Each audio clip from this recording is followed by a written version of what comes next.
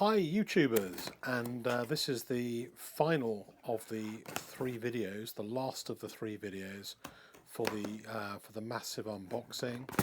And I have to tell you now that this last unboxing mostly contains the most amazing Chinese medals.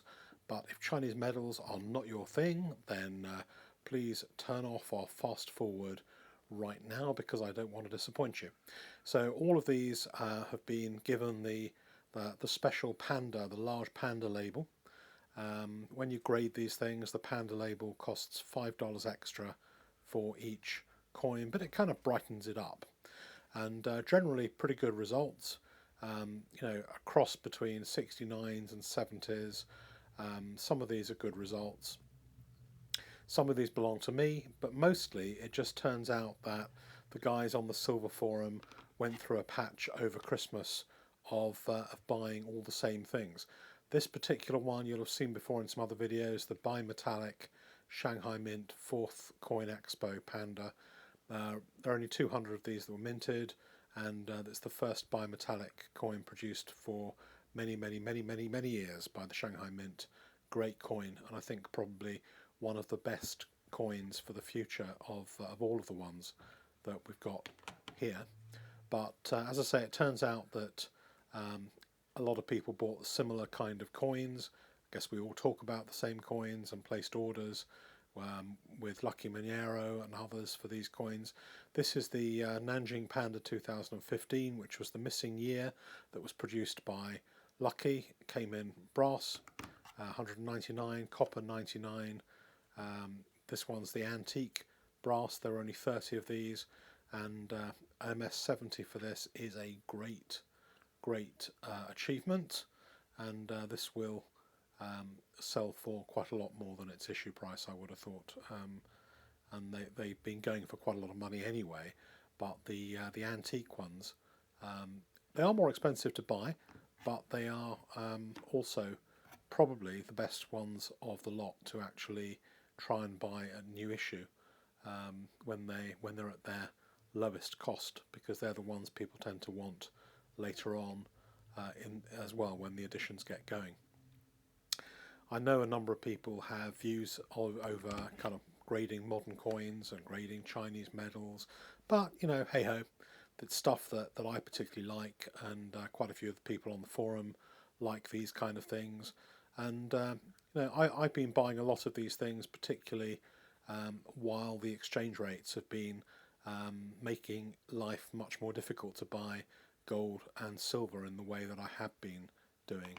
So I think they're decorative, they're very beautiful, and we got some good things like this 70 that we got for one of the antique 4th Coin Expo. I think there's been about 100 and probably 100 and something, I don't know how many graded at the moment, and there's only like one or two that have got a 70.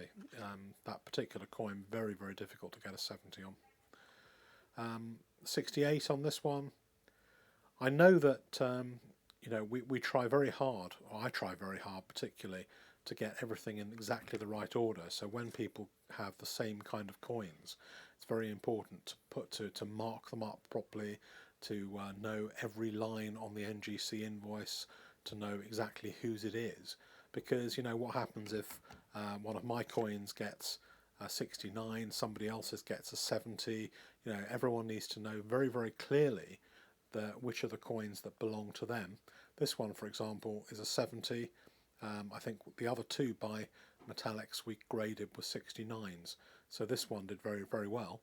And if we didn't mark them up, we'd say, well, whose is this? Who got the 70? And of course I'd say I got the 70, but then they'd say, well, that's a swizz. We can't have you grading all of our coins if you just take our 70s. So I try very hard, and in actual fact mine didn't get graded nearly as well as 2 or 3 other people on the forum, which was a bit of a disappointment. But there you go. That's the way it swings sometimes. So hopefully next time mine will get graded better than the other people's. But this time that was not the case. I got like a few grades less generally on some of my coins. I don't quite know why. Maybe Lucky's giving me worse coins, which is a bit of a shame. Who knows? This is the Temple of Heaven Panda. Great coin, great medal. Here's another one of the copper. Interestingly, the brass antique got a 70, but the copper got a 68. And I think that 68 may even be the highest that NGC have given so far for that particular one. So I don't believe there will be even a pair of 70s that are available for that one. For some reason, they decided against the copper and liked the brass, and I don't even know why, because I looked at the copper and it looked pretty good to me. So there's another brass one. This one wasn't mine. I think mine did get the 70 in this one. I think so. I can't remember anyway. But that one got slightly less.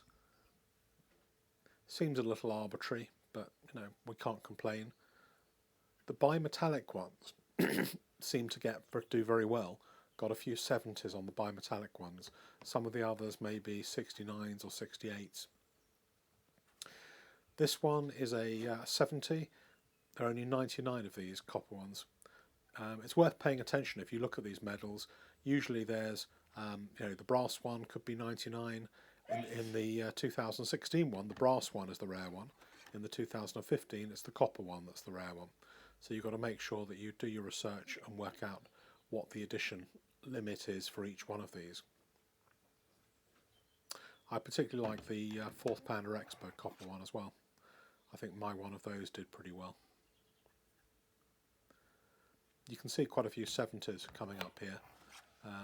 I know a lot of these 70s aren't mine, and I have already had emails from the persons who've earned the 70s, and they're very happy with the results, certainly, and very encouraged to send other things and dig out other coins from their collection to send over to NGC next time.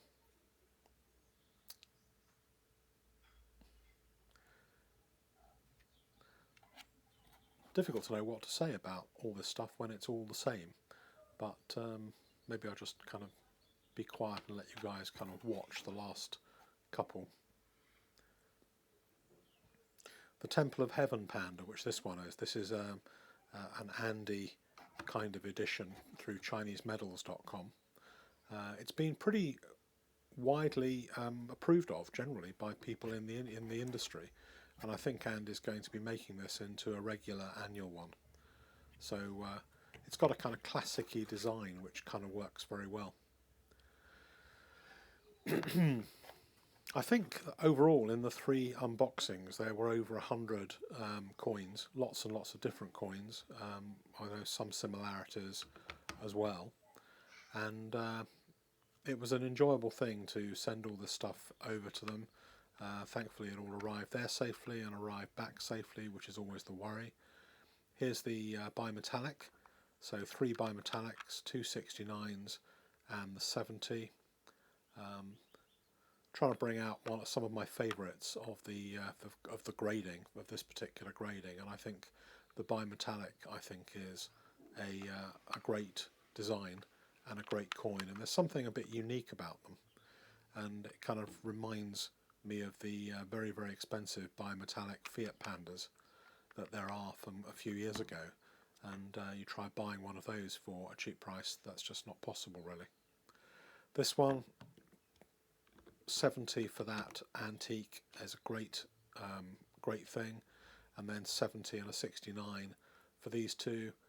There are only 30 of these that were ever minted, and it's quite fun having 2 of each in my hands, because probably once they go to their respective owners, that's probably the last time we'll see a few of these things ever together.